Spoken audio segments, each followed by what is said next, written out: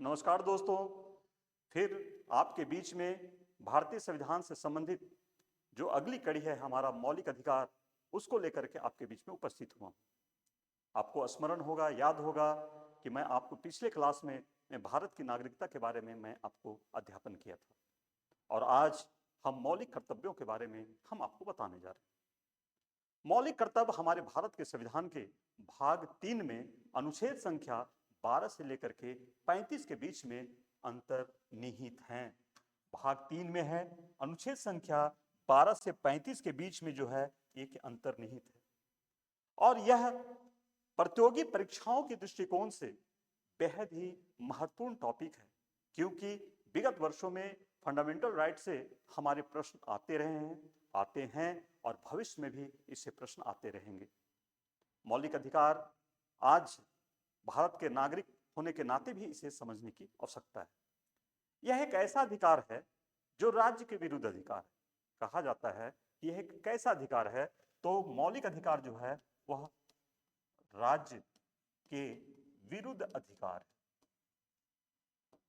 ये अगर हम बात करें तो मौलिक अधिकार राज्य के विरुद्ध क्यों विरुद्ध है, उसके बारे में हम चर्चा करेंगे।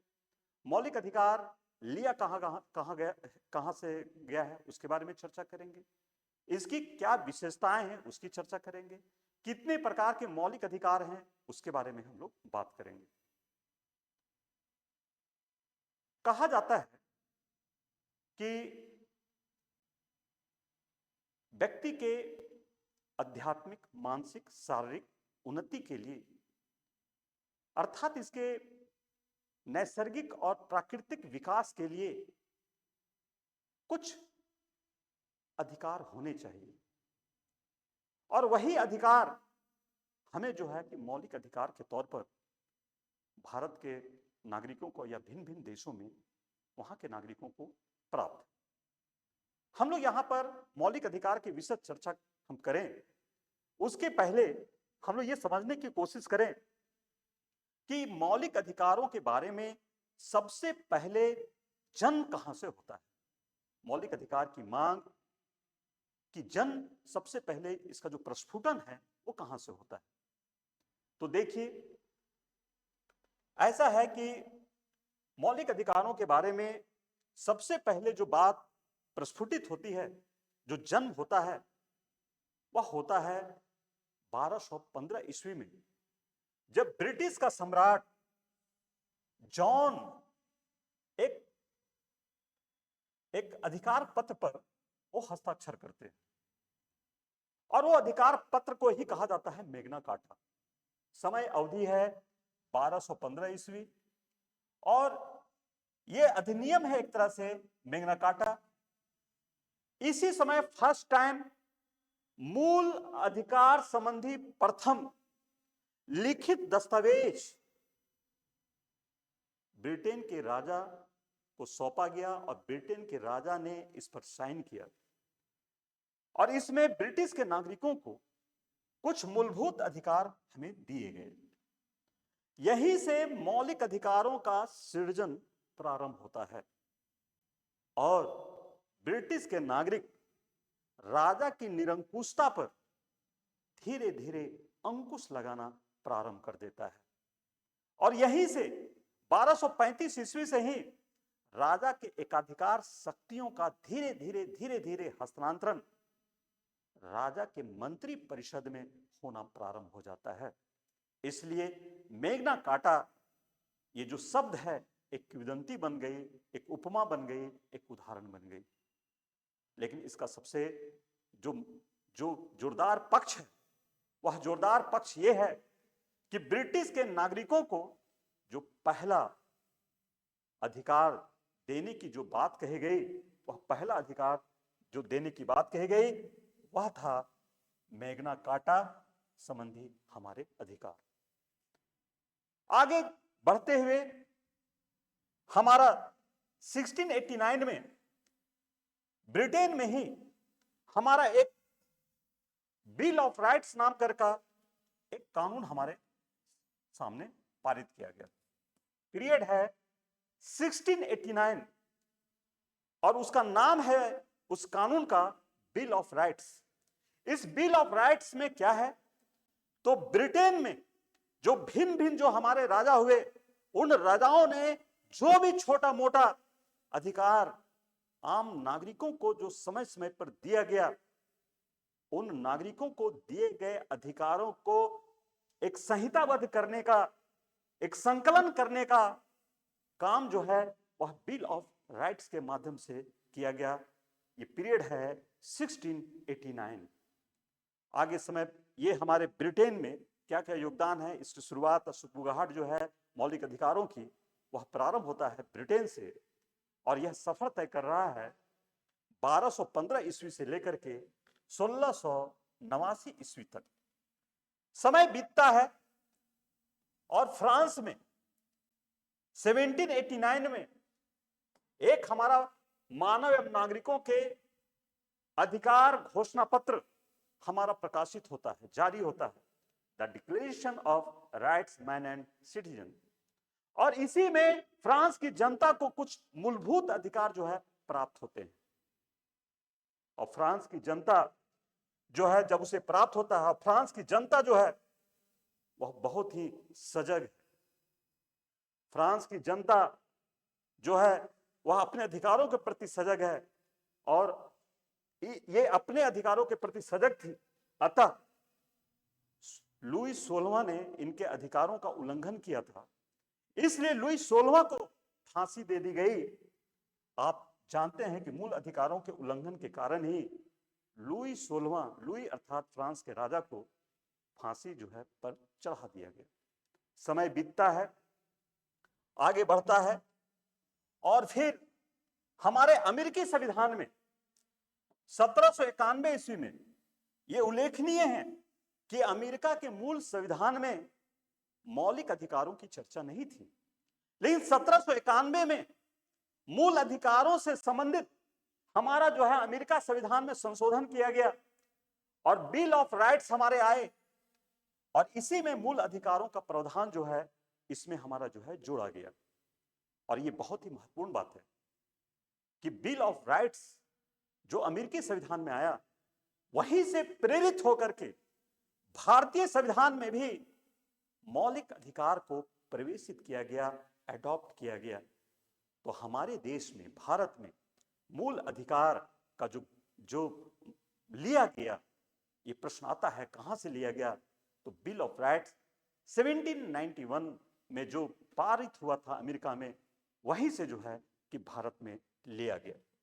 अब अगर हम बात करते हैं भारत के परिप्रेक्ष्य में, जब हम बात करते हैं कि भारत में मूल अधिकारों का सुगबुगाहट या भारत में मूल अधिकारों की जो दर्शन या विचारधाराओं का जो जन्म होता है वो कैसे होता है, तो हम देखते हैं कि सर्वप्रथम अगर हम बात करें तो संविधान विधेयक 1895 ईस्वी में ब्रिटिश काल में भारत में सर्वप्रथम जो है मौलिक अधिकार की मांग सर्वप्रथम हमारी की गई थी भारत के राष्ट्रीय नायकों के द्वारा, स्वतंत्रता आंदोलनकारियों के द्वारा 1895 ईस्वी में।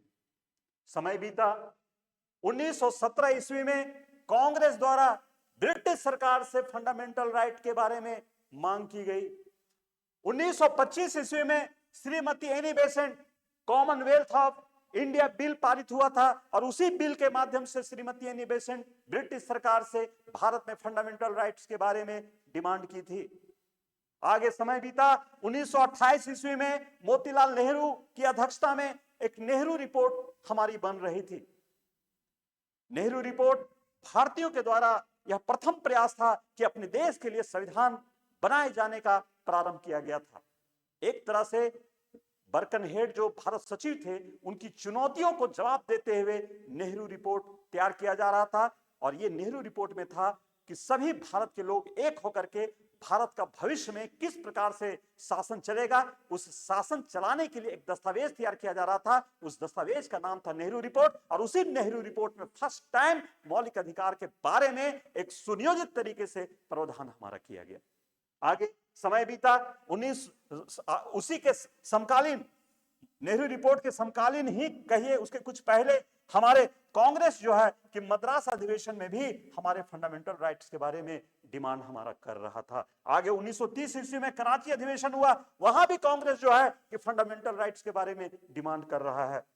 आगे 1931 ईस्वी में दूसरा गोलमेज सम्मेलन हुआ, और इस गोलमेज सम्मेलन में आपको पता हो भारत के राष्ट्रपिता महात्मा गांधी वहां पर पार्टिसिपेट किए थे, और उस गोलमेज सम्मेलन में महात्मा गांधी ने फंडामेंटल राइट्स की उन्होंने मांग की थी द्वितीय गोलमेज सम्मेलन में। आगे समय बीता, लेकिन फंडामेंटल राइट्स के बारे में भारतीयों को कोई अधिकार नहीं दिया गया। 1934 में एक हमारी कमेटी बनी थी, संयुक्त संसदीय कमेटी, और ये संयुक्त संसदीय कमेटी जो बनी, उस कमेटी ने फंडामेंटल राइट्स को स्वीकार नहीं किया, और जब उसने स्वीकार नहीं किया तो 1935 में भारत शासन अधिनियम में भी फंडामेंटल राइट्स के बारे में कोई बात जो है इनपुट नहीं हो सका। अर्थात 1934 और 1935 में जो भी क्रियाकलाप हुए उसमें फंडामेंटल राइट्स के बारे में कोई चर्चा नहीं थी। समय बीता, 1945 ईस्वी का समय है, और इस समय में संविधान के निर्माण संबंधी ही कुछ चर्चाएं चल रही थी। उसी में 1945 ईस्वी में तेज बहादुर सप्रू भारतीयों को मूलभूत अधिकार दिए जाने की वकालत किया, और बोला कि जो संविधान बने उसमें मौलिक अधिकार जरूर उसमें इनपुट हो। आगे संविधान सभा का उद्घाटन हुआ 9 दिसंबर 1946 ईस्वी। संविधान सभा बना, और संविधान को बनाने के लिए कई समितियां हमारी बनी। उन्हीं समितियों में एक अल्पसंख्यक अधिकार से संबंधित एक समिति हमारी बनी, और इसी समिति अल्पसंख्यक अधिकार समिति से एक परामर्श समिति बनी। इसके जो अध्यक्ष थे वो वल्लभ भाई पटेल थे, और इसी के अंतर्गत में एक उप समिति बनी जिसके अध्यक्ष हमारे जेबी कृपलानी थे, और जेबी कृपलानी के अध्यक्षता में फंडामेंटल राइट्स के बारे में एक रिकमेंडेशन आया, और जेबी कृपलानी के सुझाव पर ही हमारे संविधान में भाग 3 में मौलिक अधिकारों को इनपुट कर दिया गया। हमारे संविधान में मौलिक अधिकार आ गए। अब हमारा मौलिक अधिकार आया, तो मौलिक अधिकार क्यों आया? यह एक ऐसा अधिकार है जो व्यक्ति की स्वतंत्रता को, व्यक्ति के अधिकारों की रक्षा करता है। मौलिक अधिकार व्यक्ति के अधिकारों की रक्षा करता है, और किससे करता है? तो राज्य से करता है। तो यह राज्य के विरुद्ध अधिकार है। यह ऐसा अधिकार है ताकि व्यक्ति का विकास हो सके, व्यक्ति का प्राकृतिक विकास हो सके, नैसर्गिक विकास हो सके, नैतिक विकास हो सके, उसकी आध्यात्मिक उन्नति हो सके। इसलिए फंडामेंटल राइट जरूरी है। और हमारे संविधान के भाग 3 में मौलिक अधिकारों की चर्चा है, और हमारा जो मौलिक अधिकार है वह राज्य के विरुद्ध अधिकार है, लेकिन इसके विशिष्ट आयाम भी हैं। कुछ ऐसे अधिकार भी हैं जो हमें सिर्फ राज्य के विरुद्ध नहीं बल्कि व्यक्तियों के विरुद्ध भी हमें जो है कि प्राप्त है। व्यक्तियों के विरुद्ध भी हम इस पे जो है कार्रवाई कर सकते हैं, और इसमें है आपको आर्टिकल 15 का 2, 17, आर्टिकल 23, आर्टिकल 24। ये जो है किसी भी व्यक्ति, कोई भी व्यक्ति किसी व्यक्ति का शोषण नहीं कर सकता है। अगर कोई व्यक्ति किसी व्यक्ति का शोषण कर रहा है, दोहन कर रहा है, या किसी तरह से उसे अड़चने उत्पन्न कर रही है, उसे प्रतिबंधित कर रहा है, अतिक्रमण कर रहा है उसके अधिकारों का, तो उस पर जो है कि रोक लगाया जा सकता है। और कुछ ऐसे मौलिक अधिकार है जो केवल भारत के नागरिकों को ही प्राप्त है। Article 15, article 16, article 19, article 29, article 30।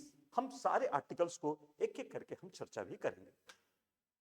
ये उल्लेखनीय है कि मौलिक अधिकार हमें जो है अमेरिका के संविधान से लिया गया है, बिल ऑफ राइट्स से लिया गया है, लेकिन अमेरिका संविधान से कुछ सीखते हुए भारत ने इसके कुछ स्वरूप को चेंज किया है। इसलिए मौलिक अधिकार को एब्सोल्यूट राइट नहीं है, अत्यांतिक अधिकार नहीं है, अंतिम अधिकार नहीं है, बल्कि इस पर युक्ति युक्त प्रतिबंध भी लगाए जाने का प्रावधान है। लोक व्यवस्था, पर्यावरण को ध्यान में रख करके इस पर कुछ प्रतिबंध भी लगाए जा सकते हैं। हाँ, लेकिन व्यक्ति का जितना विकास हो उतना अधिकार इसे प्रदान जरूर किया गया है। अब हम जो मौलिक अधिकार है उस मौलिक अधिकार पर हम बात करें तो मौलिक अधिकार का निलंबन भी हो सकता है, लेकिन हमारा जो है आर्टिकल 20 और 21 को छोड़ करके, 20 और 21 क्या है उसके बारे में चर्चा करेंगे, छोड़ करके आपात के दौरान सभी मौलिक अधिकार जो है कि हमारे निलंबित भी हो जाते हैं। अब इसी में हमारा जो मौलिक अधिकार है इसके दोनों पक्ष हैं। एक हमारा सकारात्मक पक्ष भी है, एक हमारा नकारात्मक पक्ष भी है। सकारात्मक पक्ष में आर्टिकल 19 और 25 और 28 हमारे सकारात्मक हैं, और वही नकारात्मक है 14, 15, 16 और 21 जो है वो नकारात्मक है, क्योंकि राज्य की शक्ति पर आर्टिकल 14, 15, 16 और 21 जो है उस पर अंकुश रखता है, राज्य की शक्ति को नियंत्रित करता है। इसलिए हमारा ये जो है वो नकारात्मक पक्ष भी हमारा संविधान का है। हमारा मौलिक अधिकार न्याय योग्य भी है। न्याय योग्य का मतलब है कि अगर हमारे मौलिक अधिकार का उल्लंघन होता है तो इसे न्यायालय में परिवर्तनीय किया जा सकता है, हम कोर्ट में जा सकते हैं, जुडिशरी में हम जा सकते हैं और अपने मौलिक अधिकारों के बारे में हम मांग कर सकते हैं, उसका हम जस्टिस मांग सकते हैं। तो ये हमारा जो है न्याय योग्य भी है। लेकिन एक बहुत बड़ी बात है, क्या मौलिक अधिकारों का संशोधन किया जा सकता है? तो आर्टिकल 368 के तहत में मौलिक अधिकारों का संशोधन किया जा सकता है, लेकिन मौलिक अधिकारों का माने एक तरह से कह सकते हैं उसे समाप्त नहीं किया सकता है। और इसे सुप्रीम कोर्ट ने एक तरह से जो है कि आधारभूत ढांचे के तौर पर फंडामेंटल राइट को उन्होंने एक्सेप्ट किया है। मौलिक अधिकार में संशोधन किया जा सकता है, जैसे हम इसमें चर्चा करेंगे। इसमें बुक में लिखा हुआ है, पुस्तकों में लिखा हुआ है कि राज्य कोई विधि नहीं बना सकती मौलिक अधिकारों के अगेंस्ट में, और जो विधि बनाई जाएगी वो विधि उस सीमा तक शून्य होगी जिस सीमा तक वह मौलिक अधिकारों का उल्लंघन कर रही है। तो विधि, तो इसी पे डिबेट हुआ था सुप्रीम कोर्ट में, लेकिन सुप्रीम कोर्ट ने इस बात को स्वीकार किया कि 368 के तहत में इसमें संशोधन किया जा सकता है, लेकिन जो उसके आधारभूत गुण है, ढांचा है, उस पर जो है परिवर्तन नहीं किया जा सकता। हमारा संविधान पर हम बात करते हैं तो हमारा संविधान जो है कि मूल संविधान में अगर हम बात करते हैं तो मूल संविधान में हमें 6 मौलिक अधिकार जो है, 7 मौलिक अधिकार जो है कि हमें दिया गया था। संविधान में, मूल संविधान में हमें कितने मौलिक अधिकार थे? तो हमें जो है 7 प्रकार के अधिकार मिले थे। 7 प्रकार के अधिकार मिले। पहला अगर हम देखें तो समता का अधिकार, समता का अधिकार, यस, राइट टू इक्विलिटी। दूसरा है स्वतंत्रता का अधिकार, स्वतंत्रता का अधिकार। तीसरा है शोषण के विरुद्ध अधिकार, शोषण के विरुद्ध अधिकार। चौथा है धार्मिक स्वतंत्रता का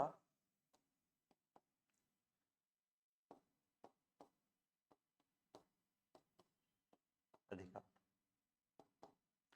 पांचवा है संस्कृति एवं शिक्षा का अधिकार।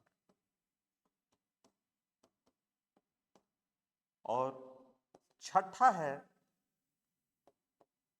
संवैधानिक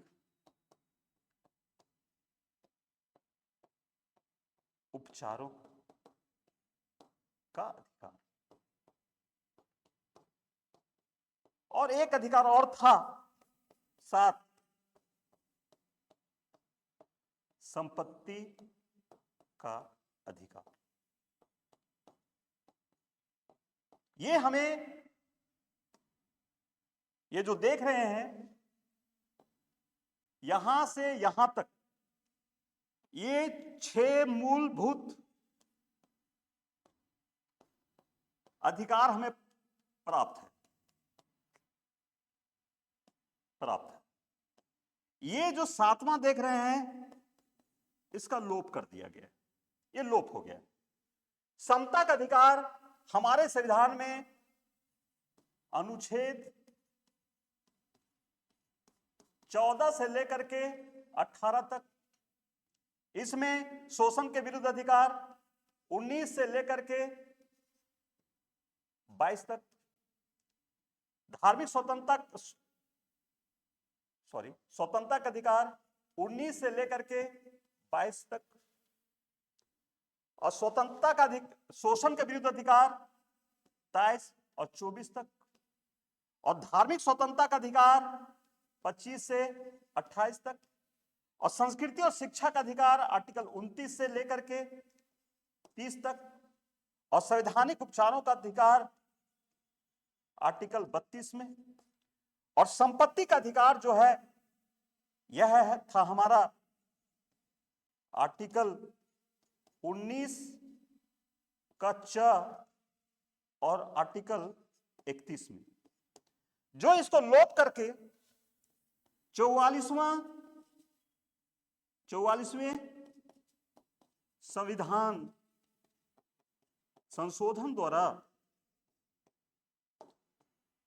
44वें संविधान संशोधन द्वारा इसे क्या किया गया, इसे लोप कर दिया गया, और इसे उठा करके 300 क में आर्टिकल 300 क में एक विधिक अधिकार बना दिया गया,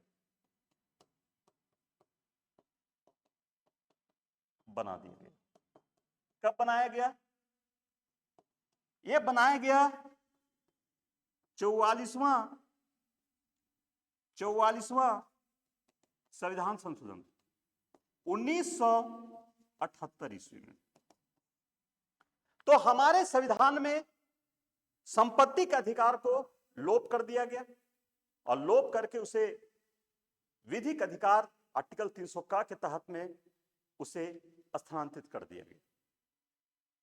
अब बात उठता है कि जब हमारा संविधान 6 मौलिक अधिकारों की चर्चा कर रहा है, क्या चर्चा कर रहा है? तो समता के अधिकार की चर्चा कर रहा है, जो आर्टिकल 14 से 18 के बीच में है। स्वतंत्रता का अधिकार आर्टिकल 19 से 22 के बीच में है। शोषण के विरुद्ध अधिकार आर्टिकल 22 से 23 में है। धार्मिक स्वतंत्रता का अधिकार 25 से 28 में है। संस्कृति एवं शिक्षा का अधिकार आर्टिकल 29 से 30 में है, और संवैधानिक उपचारों का अधिकार आर्टिकल 32 में है, और एक संपत्ति का भी अधिकार था जिसका लोप कर दिया गया। तो कहने का मतलब है जो 6 मौलिक अधिकार हैं उनकी जो चर्चा हो रही है वो आर्टिकल 14 से स्टार्ट होता है और 32 में जाके खत्म हो जाता है। लेकिन पूरे प्रारूप में देखें तो लगभग 27 आर्टिकल ऐसे हैं जो मौलिक अधिकारों से संबंधित हैं, और वह प्रारंभ होता है आर्टिकल 12 से और अंत होता है आर्टिकल 35 में जाकर के। तो अब हम लोग एक एक करके हम लोग चलेंगे। सबसे पहले हम लोग चलते हैं आपको आर्टिकल 12। तो आर्टिकल 12 क्या है? आर्टिकल 12 किस चीज की व्याख्या करता है, इसके बारे में हम आपको बताते हैं। इस एपिसोड को आप देखते रहें। मौलिक अधिकारों का खंड 1 है। हम खंड 1 में एक एक करके सारे आर्टिकल की विशेषता, उसके उपखंडों और उनकी सीमाओं के बारे में भी हम वार्तालाप करेंगे और आपको हम बताएंगे। तो अगला एपिसोड देखें, मौलिक अधिकारों का खंड 2। धन्यवाद।